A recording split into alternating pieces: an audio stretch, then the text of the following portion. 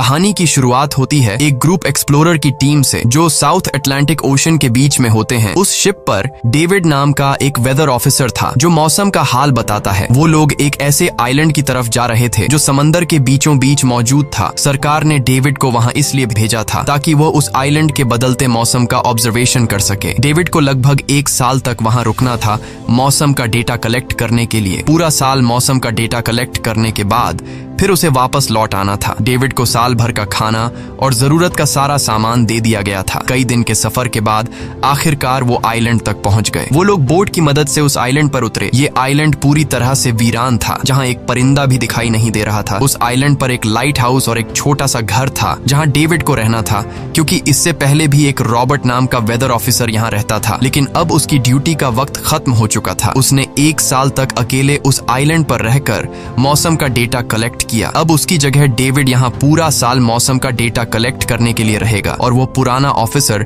Robert ship के साथ वापस चला जाएगा। लेकिन जब पूरी टीम ने घर को विजिट किया तो वो हैरान रह गए, क्योंकि वहाँ किसी भी इंसान का नामो निशान नहीं था। कमरे के अंदर पुराने ऑफिसर का सारा सामान यहाँ वहाँ बिखरा पड़ा था। जिसके बाद कैप्टन और डेविड ने सोचा कि शायद लाइट हाउस में कोई हो सकता है। कैप्टन और डेविड बिना वक्त गंवाए लाइट हाउस की तरफ बढ़ते हैं और वो सब वहाँ एक अजीब नजारा देखते हैं। वो देखते हैं कि पूरा लाइट हाउस तेज और नुकीले लकड़ियों से घिरा हुआ था, जैसे किसी ने जानबूझकर उसे बंद कर दिया हो ताकि कोई भी अंदर न जा सके। जिसके बाद कैप्टन और डेविड ने लाइट हाउस का गेट कई बार नॉक किया, लेकिन अंदर से कोई रिस्पॉन्स नहीं मिला। आखिर में उन्होंने गेट को जोर से धक्का दिया और अंदर घुस गए। लाइट हाउस के अंदर उन्हें एक आदमी मिला जिसका नाम ग्रूनर था। जब उन्होंने ग्रूनर से पुराने वेदर ऑफिसर रॉबर्ट के बारे में पूछा तो उसने जवाब दिया कि वो तो मर गया है। वो समंदर की तरफ गया लेकिन दोबारा कभी लौटकर वापस नहीं आया। ग्रूनर की बातें सुनकर डेविड और कैप्टन दोनों चौंक गए। ये सब सुनने के बाद कैप्टन ने डेविड से कहा, अगर तुम अब भी चाहो तो हमारे साथ वापस चल सकते हो। लेकिन डेविड ने वापस जाने से इनकार कर दिया। डेविड ने सोचा अगर वो सरकार को उस आइलैंड का एक्यूरेट वेदर रिपोर्ट दे पाया तो उसे काफी मोटी रकम मिल सकती है। जिसके बाद कैप्टन ने उसे एक गन दी खुद की प्रोटेक्शन के लिए, और कैप्टन ने डेविड से कहा कि ये जगह मुझे सेफ नहीं दिखाई दे रही, अपना ख्याल रखना। इसके बाद उसे वहीं पर छोड़कर वो सब वापस चल दिए और अब ये दोबारा वापस 1 साल बाद आएंगे। कैप्टन के जाने के बाद डेविड ने घर को थोड़ा सेटल किया, रहने के काबिल बनाया। रात होने के बाद उसे ड्रॉर में एक डायरी मिली जो पुराने वेदर ऑफिसर रॉबर्ट की थी। उस डायरी में आइलैंड के बारे में बहुत कुछ लिखा था। डायरी में एक मिस्टीरियस क्रीचर के बारे में कुछ बातें लिखी गई थी, लेकिन सब कुछ साफ नहीं था, कुछ बातें अधूरी थी। डेविड हर लाइन को ध्यान से पढ़ता गया। उस डायरी में कुछ अजीब तरह के जानवरों के स्केचेस भी बने थे। डेविड को समझ नहीं आया उसने ऐसी पिक्चर्स क्यों बनाई थी। शायद वो अकेला था और टाइम पास के लिए ऐसा किया होगा। डायरी के एक पेज पर पुराने ऑफिसर के वाइफ की फोटो भी लगी थी। डेविड वह डायरी पढ़ते पढ़ते थक गया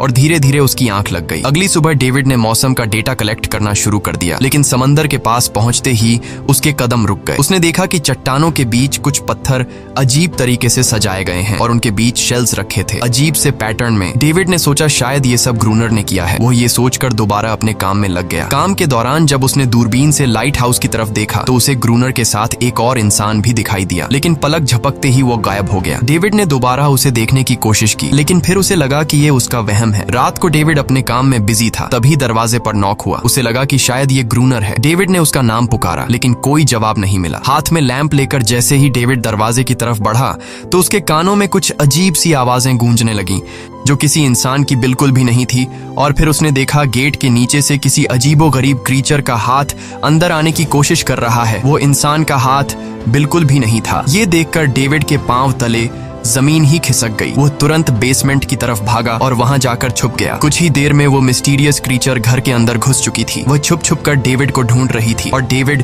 बेसमेंट के एक छोटे से दरार से उसे देखने लगा। डेविड की हलचल से उस क्रीचर ने डेविड को देख लिया, जिसके बाद वो क्रीचर डेविड को मारने के लिए तेजी से उसकी तरफ भागा और दरार से उसे पकड़ने की कोशिश करने लगा। तो डेविड ने खुद को बचाने के लिए फौरन चाकू उठाकर उसकी आंख में दे मारा। वो क्रीचर चीख के भाग गई, लेकिन वो कभी भी वापस आ सकती थी। और डेविड के दिमाग में ये बात कंफर्म हो गई कि जो डायरी में क्रीचर के बारे में बात लिखी थी वह सच है। डर के मारे वो पूरी रात सो न सका। अगली सुबह जब डेविड घर से बाहर गया तो उसने रेत पर कुछ पैरों के निशान देखे जो किसी इंसान के बिल्कुल भी नहीं थे। वो निशान सीधे समंदर की तरफ जाकर खत्म हो गए थे। अब डेविड को सब समझ आ गया था कि क्यों ग्रूनर ने लाइट हाउस के चारों ओर नुकीली लकड़ियां लगाई हैं। अब डेविड जान गया कि अगर मैं इस घर में रहूंगा तो वो क्रीचर मुझे कभी भी मार सकते हैं। डर के मारे डेविड लाइट हाउस की तरफ दौड़ता है और ग्रूनर को चिल्लाकर कहता है, गेट गेट खोलो, मुझे अंदर आना है। लेकिन ग्रूनर उसे अंदर नहीं आने देता और कहता है तुझे शिप के साथ लौट जाना चाहिए था। डेविड निराश होकर वापस लौटता है क्योंकि क्रोनर उसे लाइट हाउस के करीब भी नहीं देखना चाहता था। वो उसके ऊपर पानी गिराकर उसे दूर जाने को कहता है। अब उसे खुद ही कुछ करना होगा। उसने घर की हर एक विंडो को लकड़ी से बंद कर दिया, चारों तरफ नुकीली लकड़ियों से घेरा बनाया और गेट के बाहर पुराने कागज और किताबें रखी। फिर उन पर तेल छिड़क दिया ताकि अगर वो क्रीचर वापस आए तो उसे आग से डराकर भगाया जा सके। लेकिन एक बात थी जो डेविड अब तक नहीं जानता था और ये बात उसे आज रात पता चलने वाली थी। खुशकिस्मती से उसे घर के अंदर एक पुराना बॉक्स मिला। उस बॉक्स में एक गन थी और बहुत सारी बुलेट्स। ये देखकर उसे जिंदा रहने की थोड़ी सी उम्मीद मिली। जैसे जैसे सूरज ढलने लगा, डेविड के दिल में डर बढ़ने लगा। कुछ ही देर में चारों तरफ रात का अंधेरा छा गया। डेविड गन हाथ में लिए घर के एक कोने में चुपचाप बैठा था। उसकी दिल की धड़कनें तेज थीं। तभी एक अजीब आवाज सुनाई दी और जब डेविड ने खिड़की से छुपकर समंदर की तरफ देखा तो जैसे उसके पैरों के नीचे से जमीन ही खिसक गई। उसने देखा कि सिर्फ एक नहीं बल्कि पानी में से कई सारी वही अजीबोगरीब क्रीचर्स उसकी तरफ बढ़ रही हैं। कुछ ही देर में वो सब इकट्ठा होकर कमरे का गेट तोड़ने की कोशिश करने लगे। डेविड ने तुरंत गोलियां चलानी शुरू की, जिनमें से कुछ क्रीचर्स गिरकर मर गए। डेविड को लगा कि गोली की आवाज सुनने के बाद वो डरकर भाग जाएंगे, लेकिन अपने साथियों को मरता हुआ देखकर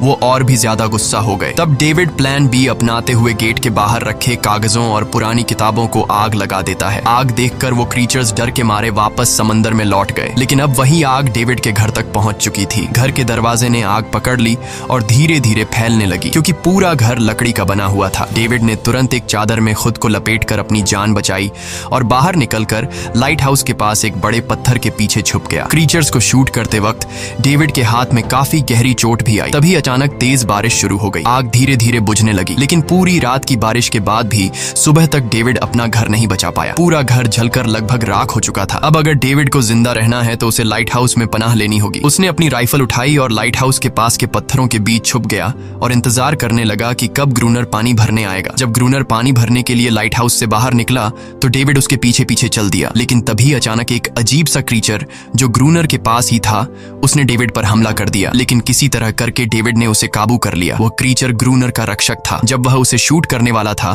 तो ग्रूनर ने तुरंत डेविड को रोका और कहा, रुक जाओ, ये मेरा पालतू है। डेविड ने गोली नहीं चलाई और मौके का फायदा उठाते हुए उसने ग्रूनर के साथ एक शर्त रखी, अगर इस क्रीचर को जिंदा रखना है तो मुझे लाइट हाउस में रहने दिया जाए, नहीं तो मैं इसे मार दूंगा। जिसके बाद ग्रूनर ने हाँ कर दी क्योंकि डेविड के पास ढेर सारा खाना और गन पाउडर था। शाम होने से पहले दोनों बचा हुआ खाना लेकर लाइट हाउस लौट आए और वो दोनों आराम से सो गए। अगली सुबह वो क्रीचर चुपचाप डेविड का हाथ चाट रहा था। जब डेविड नींद से जागा तो उसने देखा कि इस क्रीचर के चाटने की वजह से उसका हाथ पूरी तरह से ठीक हो चुका है। ये सब देखकर डेविड हैरान हुआ। डेविड अब क्रोनर से इस क्रीचर के बारे में और जानना चाहता था और फिर ये सब दुनिया के सामने लाना चाहता था क्योंकि ये किसी जादू से कम नहीं था। डेविड ने सोचा, अगर इस क्रीचर का राज दुनिया के सामने हम लाते हैं तो डेविड और क्रोनर दोनों बहुत सारा पैसा और नाम कमा लेंगे। लेकिन क्रोनर को ये सब नहीं चाहिए था। वो इस आइलैंड से कहीं नहीं जाना चाहता था। क्रोनर का अब इस दुनिया में कोई नहीं बचा था। उसके लिए ये आइलैंड परफेक्ट था जहां वो अपने आप को एक किंग समझता था और अपनी मर्जी का मालिक। इसी वजह से उसने आइलैंड के कई हिस्सों में लिख दिया था, क्रोनर यहाँ का बादशाह है। लेकिन डेविड को ये समझ नहीं आ रहा था कि ये अजीब सी क्रीचर क्रोनर की फालतू कैसे बनी। तो क्रोनर ने बताया कि एक बार क्रोनर ने उसकी जान बचाई थी। वो गलती से उसके फिशिंग नेट में फंस गई थी। तब ये क्रीचर छोटी थी और उस दिन के बाद से वो क्रोनर के साथ ही रह गई। उसकी हर बात माननी शुरू कर दी। लेकिन क्रोनर एक सख्त इंसान था। वो इस क्रीचर के साथ बहुत बुरा बर्ताव करता था। क्रोनर हर दिन इस क्रीचर के साथ फिजिकल रिलेशन रखता था। क्रोनर ने बताया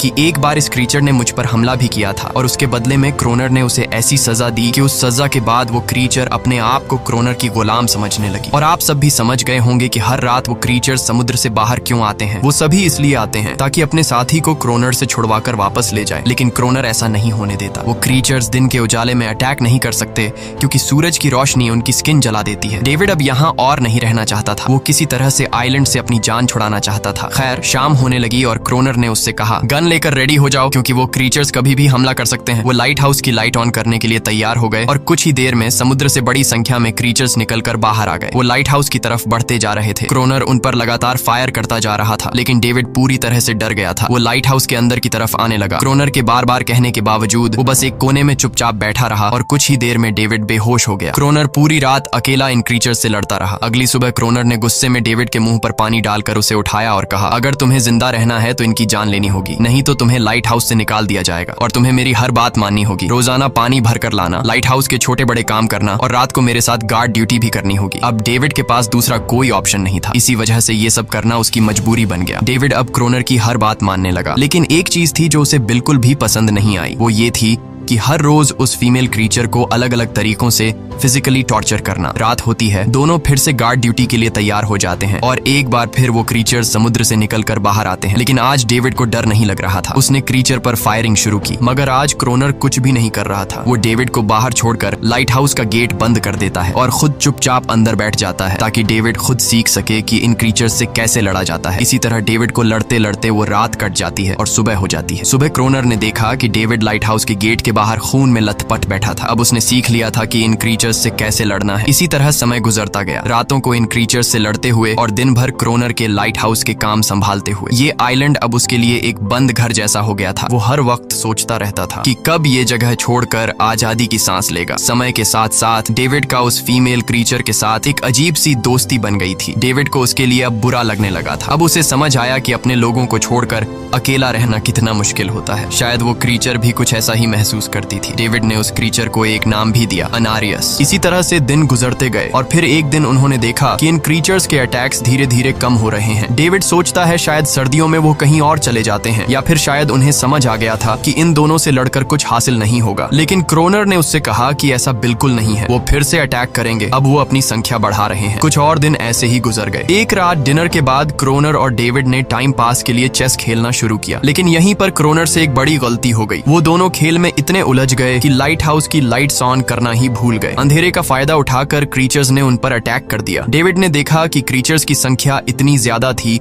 कि दो लोग मिलकर भी ज्यादा देर तक नहीं लड़ सकते थे और इस बार उनके पास कोई प्लानिंग भी नहीं थी। गन्स की बुलेट्स भी ऑलमोस्ट खत्म हो चुकी थी। किसी तरह बचते बचाते वो लाइट हाउस के टॉप तक पहुंच गए, लेकिन इस बीच क्रोनर के पैर में गहरी चोट आ गई। वो क्रीचर्स आज उन पर भारी पड़ गए थे। दोनों को लगा कि आज उनकी मौत पक्की है, लेकिन खुशकिस्मती से सुबह हो गई। जैसे ही सूरज धीरे धीरे उभरता है, वो क्रीचर्स लाइट हाउस छोड़कर समुद्र में वापस चले जाते हैं। कड़कती धूप निकलने के बाद एनेरियस क्रोनर के जख्म को ठीक करने की कोशिश करती है, लेकिन अब तक डेविड को समझ आ चुका था कि वो इन क्रीचर्स के साथ ये लड़ाई जीत नहीं सकते। बुलेट्स भी अब खत्म होने के करीब हैं। उनके पास खाना भी इतना नहीं है कि वो ज्यादा देर तक चल सके। लकीली अगले दिन जब डेविड लाइट हाउस के बाहर इधर उधर घूम रहा था तो उसने समुद्र में एक जहाज देखा। वो जल्दी से अंदर से फ्लेयर गन लाया और जहाज को सिग्नल देने गया, लेकिन क्रोनर ने उसे रोक दिया क्योंकि वो नहीं चाहता था कि डेविड यहाँ से जाए। उसी वक्त अनारियस ने क्रोनर पर हमला कर दिया। वो डेविड को क्रोनर से बचाना चाहती थी। क्रोनर किसी को भी ये आइलैंड छोड़ने नहीं देना चाहता था। ये आइलैंड उसकी अपनी दुनिया थी जहाँ वो एक किंग की तरह रहता था। वो डेविड को भी जाने नहीं देना चाहता था। इतने समय से अकेला रहने के बाद अब उसके पास कोई था जिससे वो बात कर सकता था, और अगर डेविड उस शिप में वापस चला गया तो वो वहां जाकर सबको एनेरियस और उनके बारे में बता देगा। इसलिए अब डेविड यहाँ से नहीं जा सकता। धीरे धीरे वो शिप डेविड की आंखों के सामने समुद्र में गायब हो गई। अब उसके पास कुछ भी करने को नहीं था। कुछ और दिन ऐसे ही बीत गए। क्रोनर अब भी डेविड और अनारियस दोनों के साथ बुरा बर्ताव कर रहा था, लेकिन अनारियस को वो खास तौर पर मारता था, जो डेविड को बिल्कुल पसंद नहीं था। एक दिन डेविड ने अनारियस को एक छोटी टॉय बोट गिफ्ट में दी जो उसने किसी मछली की हड्डी से बनाई थी। लेकिन जब अनारियस ने उस बोट को देखा तो वो डेविड को आइलैंड के एक ऐसे कोने में ले गई जहाँ सचमुच एक असली बोट रखी थी। जब डेविड ने इस बोट के बारे में क्रोनर से पूछा तो उसने कहा हाँ, उसे पहले से पता था कि आइलैंड के इस हिस्से में एक बोट है। क्रोनर कहता है कि कुछ लोग इस आइलैंड तक बोट के जरिए अपनी जान बचाने आए थे, लेकिन सुबह होने से पहले उनमें से कोई भी जिंदा नहीं बचा। सबको इन क्रीचर्स ने मार दिया। वो सब शिप में गोला बारूद ले जा रहे थे, लेकिन समुद्र में आए तूफान की वजह से उनका शिप इसी आइलैंड के पास डूब गया। ये सब सुनते ही डेविड के दिमाग में एक आइडिया आया। उनके पास एक डाइविंग सूट जैसा कुछ था। डेविड ने कहा कि अगर हम दोनों में से कोई उस सूट को पहनकर समुद्र के उस हिस्से में जाए जहां वो शिप डूबी थी, तो हो सकता है उन्हें कुछ बुलेट्स या डायनामाइट मिल जाए जिससे इन क्रीचर्स से लड़ना आसान हो जाए। लेकिन क्रोनर ने इस बात को मानने से इनकार कर दिया, पर डेविड अपनी जान को खतरे में डालकर ये काम करने को तैयार था। कुछ और दिन ऐसे ही गुजर गए। डेविड और अनारियस के बीच एक गहरा कनेक्शन बन गया। डेविड डेविड उसे पसंद करने लगा था। इन दोनों को रोमांस करते हुए ये सब क्रोनर ने चुपके से देख लिया। क्रोनर को लगा कि अनारियस उसे छिन जाएगी, इसलिए डेविड को रास्ते से हटाना पड़ेगा। अगले दिन क्रोनर खुद डेविड की बात मानने को तैयार हो जाता है। वो डेविड से कहता है, ठीक है, तुम सूट पहनकर नीचे पानी में जाओगे और वहाँ ढेर सारा RDX कलेक्ट करोगे, फिर मैं तुम्हें बोट से ऊपर की तरफ खींच लूंगा। लेकिन क्रोनर का असली इरादा कुछ और ही था। वो चाहता था कि डेविड उसकी मदद से समुद्र के नीचे रखे डायनामाइट के बॉक्सेस वापस सरफेस तक ले आए और उसके बाद उसे वही समंदर में अकेला छोड़ दे ताकि वो क्रिएचर्स उसे मार दें। इस तरह डायनामाइट भी उसके पास आ जाएगा और अनारियस फिर से उसकी गुलाम बन जाएगी। वो दोनों बोट में बैठकर उस जगह पहुंच गए जहां शिप पानी में डूबा था। डेविड ने डाइविंग सूट पहना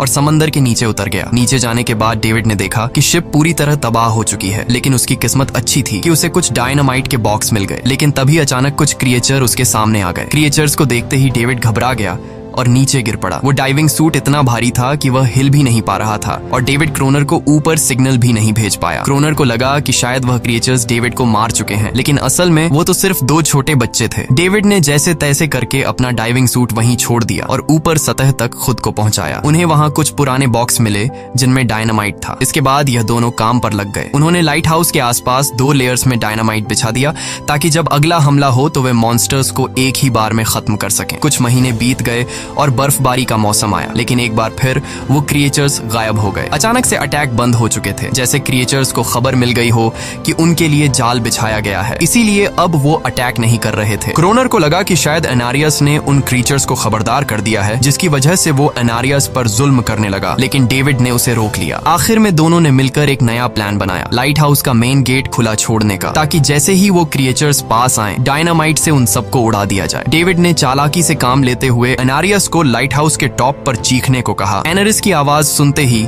सभी क्रिएचर्स गुस्से से भड़क उठे। क्रिएचर्स ने जब देखा कि लाइट हाउस का मेन गेट खुला हुआ है तो उन्हें लगा कि यह अच्छा मौका है अनारियस को छुड़ाने का, लेकिन असल में यह उनके लिए एक चाल थी। कुछ ही देर में वह क्रिएचर समंदर से बाहर निकलने लगे। वे सीधे मेन गेट की तरफ बढ़े और अंदर घुसते ही डेविड पर हमला कर दिया। डेविड भी हिम्मत दिखाता है और क्रिएचर से जान छुड़ा लेता है। जैसे ही वे सभी क्रिएचर लाइट हाउस के पास पहुंच जाते हैं तो क्रोनर डायनामाइट का लीवर दबा देता है, लेकिन ब्लास्ट नहीं होता। असल में डेविड ने उसका कनेक्शन खोल दिया था और क्रोनर उसे दोबारा लगाना भूल गया था। डेविड तुरंत ऊपर भागता है और डायनामाइट का वायर जोड़ना शुरू करता है। तब तक वो क्रिएचर्स लाइट हाउस पर चढ़ने की कोशिश कर रहे होते हैं, जिन्हें सिर्फ अकेला क्रोनर रोकता है। जैसे ही कनेक्शन पूरा होता है डेविड पहला लेयर उड़ा देता है, जिससे कई क्रिएचर्स ब्लास्ट में खत्म हो जाते हैं, लेकिन अभी भी काफी मॉन्स्टर्स लाइट हाउस पर हमला करने के लिए तैयार होते हैं। इस वजह से क्रोनर दूसरा लेयर भी ब्लास्ट कर देता है। दोनों उस जोरदार धमाके में बेहोश हो जाते हैं। अगली सुबह जब दोनों होश में आए तो उन्होंने देखा कि एनरियस वहां नहीं थी। ब्लास्ट में चारों तरफ मरे हुए क्रिएचर्स पड़े थे। क्रोनर उन सबको मार रहा था जो जख्मी हालत में जिंदा बचे थे। तभी डेविड की नजर उनमें से एक के गले में लटके एक नेकलेस पर पड़ी। उस क्रिएचर को तड़पता हुआ देखकर डेविड को उस पर तरस आ जाता है और उसे अपनी गलती का एहसास हो जाता है। जिन क्रिएचर्स को वह अब तक खूंखार समझते आए थे वो भी इंसानों की तरह थे, सिर्फ बोल नहीं सकते थे। लेकिन क्रोनर के लिए यह सब बेकार बातें थी। उस दिन के बाद वह क्रिएचर्स फिर कभी अटैक नहीं कर पाए, लेकिन हर दिन समंदर के किनारे से रोने की आवाजें आती थीं। डेविड को अब तक नहीं पता था कि उन्होंने कितना बड़ा नुकसान कर दिया था, कितनी फैमिली टूट गई, कितने बच्चों ने अपने लोग खो दिए, सिर्फ एक गलतफहमी की वजह से। अगले दिन डेविड ने समंदर में उन क्रिएचर्स के कुछ छोटे छोटे बच्चों को देखा, वो सब जिन्होंने अपने परिवार खो दिए थे। डेविड ने पत्थरों का एक गोल सर्कल बनाया और उसके बीच में वह छोटी टॉय बोट रख दी ताकि एनरिस उसे देखकर वापस लौट आए। डेविड ने कई घंटे इंतजार किया, लेकिन एनरिस कभी वापस नहीं आई। सुबह नींद से जागने के बाद डेविड ने देखा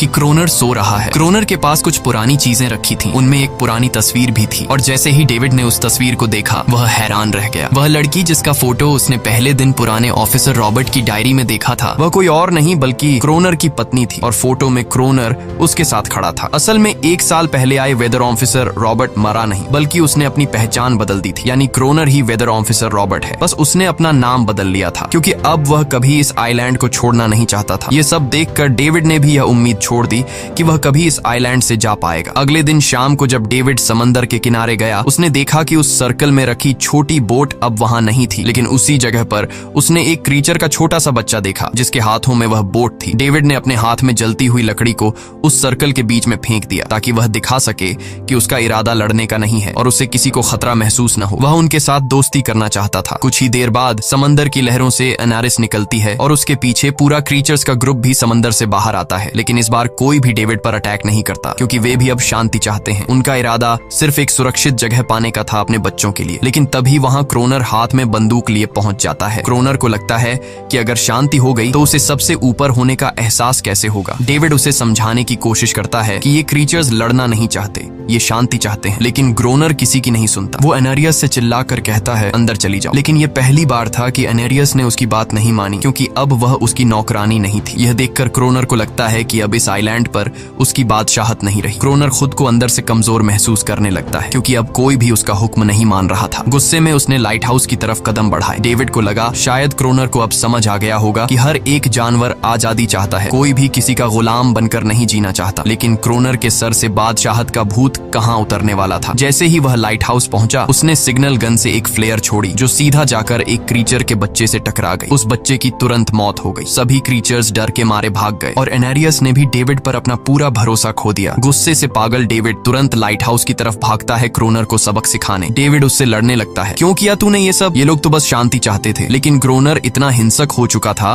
कि उसने डेविड को मारने का फैसला कर लिया। वह हाथ में लोहे का रॉड लेकर जैसे ही डेविड पर वार करने जा रहा था, डेविड ने उसे उसके असली नाम से पुकारा और कहा, रुक जाओ रॉबर्ट, तुम खूनी नहीं हो। ये सुनकर क्रोनर एकदम रुक गया। असल में रॉबर्ट ऐसा इंसान कभी था ही नहीं। इस आइलैंड पर आने के बाद अकेले रहने की वजह से उसकी मेंटल हेल्थ बिगड़ चुकी थी। अकेलापन, अपनी पत्नी की मौत और गहरा डिप्रेशन, इन सब ने उसे ऐसा बना दिया था। वह असल में कोई किलर नहीं था, वह एक अच्छा इंसान था। क्रोनर को एहसास हुआ कि ये क्रीचर्स कभी लड़ना नहीं चाहते थे, वे बस शांति चाहते थे। क्रोनर ने उन्हें सिर्फ इसलिए मारा ताकि वह खुद को पावरफुल दिखा सके। और अब क्रोनर को अपनी गलती का एहसास हो चुका था, इसीलिए उसने खुद को उन क्रीचर्स के सामने सरेंडर कर दिया और कुछ ही पलों में उन्होंने उसे मार दिया। डेविड लाइट हाउस के अंदर खुद को लॉक कर लेता है। समय ऐसे ही बीतता चला जाता है और 1 साल बाद आइलैंड पर एक गवर्नमेंट अफसर आता है, साथ में एक नया वेदर ऑफिसर भी होता है। अब नए गवर्नमेंट अफसर ने इस आइलैंड पर वेदर मॉनिटर की ड्यूटी करनी थी। जब कैप्टन पिछले अफसर के बारे में डेविड से पूछता है तो डेविड भी वही बात करता है कि वह पानी की तरफ गया था लेकिन कभी वापस नहीं आया। और वेदर ऑफिसर को भी लगता है कि डेविड ही क्रोनर है। डेविड ने भी उनकी इस गलतफहमी को ठीक नहीं किया। वह चुपचाप बालकनी पर गया और खड़ा हो गया बिना कुछ कहे, क्योंकि अब वह भी इस आइलैंड को छोड़ना नहीं चाहता था, बिल्कुल क्रोनर की तरह। इसी दौरान एनेरिस भी अपने परिवार के साथ खुश थी। अब उन्हें किसी क्रोनर जैसे आदमी का डर नहीं था। अब वे आइलैंड पर भी और समंदर में भी आजादी से जी सकते थे। इसी के साथ कहानी खत्म हो जाती है। अगर वीडियो आपको अच्छी लगी हो तो हमारे चैनल को जरूर सब्सक्राइब कीजिए।